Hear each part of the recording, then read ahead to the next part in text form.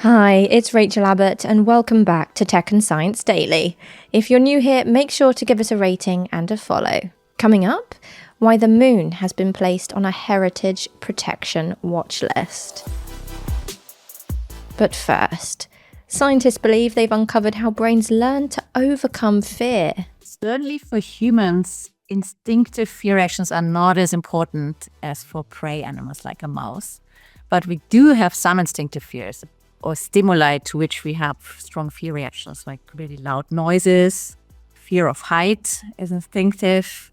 That's Professor of Neuroscience at University College London, Sonja Hofer, senior author of the study. We could show basically the mechanisms in the brain that allows animals to learn to overcome their fears. How do they suppress fictions to stimuli or to situations that they maybe experience as threatening, but that turn out to not be dangerous at all? And we could show which specific pathways in the brain and the exact mechanisms on the level of individual neurons and their connections with each other, how that basically comes about. To understand how the brain mechanism overcomes fear in the brain, researchers at UCL's Sainsbury Wellcome Centre presented mice with an overhead expanding shadow that mimicked an approaching aerial predator. With repeated exposure and no actual danger, the mice learned to remain calm instead of escaping, providing researchers with a model to study the suppression of fear responses. The team found two parts of the brain that are crucial in the learning process.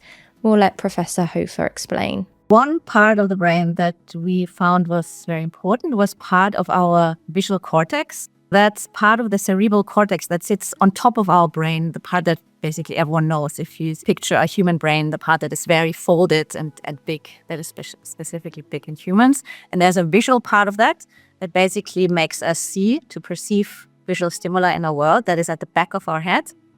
And a part of this, we found, a very specific part, is important for this learning process. So we can silence this part of the brain, and then animals don't learn. They keep having the same fear reactions as in the beginning, and they don't adapt, basically, they don't learn. So that was one piece of the puzzle. But then interestingly, we found that if we silence the same brain area after the animals have already learned, then this had no effect on the behavior. So somehow activity in this visual part of our cerebral cortex was only important for learning, which means somehow the memory of this that enables us to show the learned behavior, enables mice to show the learned behavior, is somewhere else, somewhere downstream in the brain. And then we hunted for this area and found a very specific small nucleus that is called the ventrolateral geniculate nucleus. What this is basically a small brain area, but it's very powerful. It's mostly inhibitory. So it has neurons, brain cells, that can strongly inhibit other areas.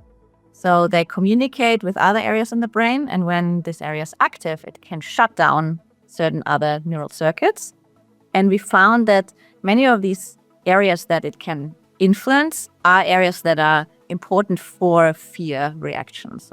So we looked in this area and see if maybe the memory of this learned behavior could be stored there. And this is what we found in the end. They also found that inhibiting chemicals in the body called endocannabinoids stopped the mice from learning to quell their fears. They hope their new study will help towards potential PTSD and anxiety treatments. To learn more, their research is available to read in the journal Science. Next. And back to France for more on the AI Action Summit in Paris. Andrew Strait, Associate Director at the Ada Lovelace Institute and former ethics and policy researcher at Google's DeepMind AI project, spoke to the Standard's Mark Blunden. Now, all of the major technology companies are trying to build assistants that are capable of taking much more complex actions, like manipulating your internet browser to go to Expedia.com and book you a flight. The more complex these actions are, the more difficult it is to control and to ensure that they are not working. But one of the challenging things is that if you can imagine a world of agents, billions of them interacting with each other, interacting with other humans, interacting with businesses in the open web, it creates an enormous challenge around governance and regulation, but also just around the internet's infrastructure. So I think that will be an interesting development we'll see in the next year. The second is certainly around military technologies. We are seeing a lot of increasing partnerships between major technology companies and U.S. military and Western militaries to develop advanced intelligence, surveillance, and targeting systems using this current generation of AI technologies. It likely means, and particularly this is coming out of the US, the way they talk about AI, that we will see more investments and more developments in advanced battlefield technologies coming into the market in the next year ahead. Andrew also discussed the UK's competitive standing in artificial intelligence. One is talent. We have an incredible higher education system in this country that attracts the world's top minds to come to this country to learn and to build technology. We also have an incredible, for such a small relative country to the United States, a lot of an incredible startup industry of really brilliant innovators who are trying to build the most important thing that I think when we talk about AI, which is products, these tools that we actually use in our day-to-day lives. Where we can't compete is with the amount of energy, chip infrastructure, and large technology capital that the US and China will always outcompete the UK on. And so as government is starting to think through its plans and its strategy around technology and AI, one question they have to ask is, where are we best able to compete? What is really hard is to create a product, an actual application that we can integrate and use for particular purposes. And that, I think, is where the UK has an incredible moment to innovate and to grow. But that will take a lot of assurance, a lot of governance, a lot of practices that, as they would with aviation safety or car safety or food safety, make consumers and members of the public feel like the technology is trustworthy, working in their interests, and is safe. You can hear more in a special episode of the Standard Podcast from 4 p.m, which includes discussion of AI's impact on the human brain. We'll put a link in the show notes.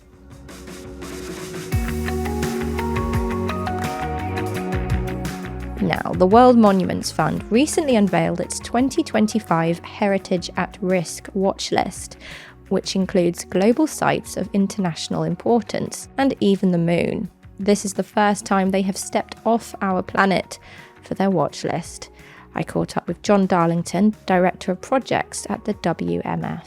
There are 90 historic sites identified on the moon, and they range from the Apollo 11 sort of landing buggy, the landing part of the Apollo 11 space mission, the footprints, you can imagine, Buzz Aldrin's footprints on the moon. There are flags, there are medals, there are bits of space paraphernalia. And when you look at what the future might bring, you've got Elon Musk and Jeff Bezos and essentially more spacecraft. Well, all of that activity can only get more frequent. There isn't a local community on the moon, obviously. The nomination here came from the ICOMOS Scientific Committee on Aerospace. And essentially what they're saying is there should be a framework for the protection of these first moments, these important moments. There are models for this. And the most obvious model is you look at places on the Earth which are kind of owned by humanity as opposed to individual countries. And you look particularly at the Antarctic, and you look at the Antarctic, and there is the 1959 Antarctic Treaty, which essentially allows for the preservation of the historic sites of discovery in the Antarctic. So there are precedents, and what we're saying is then let's look at that kind of example for the moon. To hear more from this interview, search for Monday's episode of the Standard Podcast. Let's go to a quick break. Coming up in part 2, has the Earth's core changed shape? And what we know about Apple's affordable iPhone. Please do hit follow on this podcast in the meantime.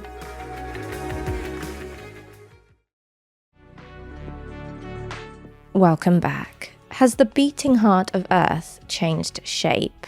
According to US scientists, yes. They say our planet's core may have expanded out of its circular shape over the last 20 years, with its edges deforming by 100 meters or more in height in places. Located 4,000 miles beneath the surface, no one has yet been able to travel to it. For this study, which is published in the journal Nature Geoscience, scientists from the University of California looked at earthquake shockwave data from between 1991 and 2023. They found that the shape-shifting seems to be occurring at the boundary of the inner and outer core. It's well noted that in billions of years, the Earth's core will one day become fully solid. By then, though, the planet will likely be swallowed up by the sun. Next, a University of Edinburgh study, which looked at 230 elite cyclists taking part in the 2023 DHMTB World Championships in Fort William, has found female riders were more than twice as likely as male riders to get injured. After monitoring crashes in training and racing during the championships, the researchers found that 20 of the 78 female competitors suffered injuries, compared with just 14 out of the 152 male competitors, with women taking part at a significantly greater risk of head injuries and concussions. They say more should be done to protect female participants. Thomas Fallon, a clinical specialist physiotherapist and PhD student involved in the study, said higher rates of head and neck injuries among female riders could be linked to an absence of female-specific helmets, coupled with potentially lower neck strength among women. And finally, will Apple launch what's been described as a more affordable iPhone this week? What do we know about the iPhone SE4? Well, it's likely not to have a launch event, with the phone just appearing on their website. From months of leaks, it's looking like it could be larger than the 2022 model, with the screen expected to be a 6.1-inch display with an upgrade to OLED. There will be no home button, but it will have an action button. And sticking with Apple for just a sec, according to Bloomberg's Mark Gurman, testers could get an early taster of iOS 18.4 a lot sooner than April. In a tweet, Mark expects Apple is set to drop the first beta for the upcoming iPhone update between midweek and early next week. Our tech reporter has a full report online. We'll leave a handy link, which includes how you could also have a chance to test it yourself.